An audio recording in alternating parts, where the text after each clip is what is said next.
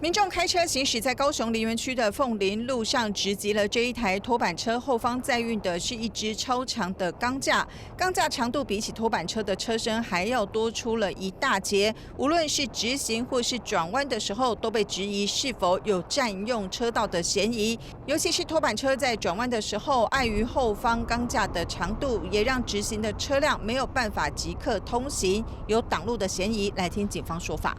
该钢梁属于整体物品，依据道路交通安全规则规定，应填具申请书，向公路监理机关申请核发临时通行证。警方检视了民众在网络抛出的这一段影像之后，表示目前还没有接到任何的报案或是检举，不过会依照相关的规定来追查这一台拖板车在载运超长钢架的时候是否有申请临时通行证。如果没有申请临时通行证的话，将依法开罚。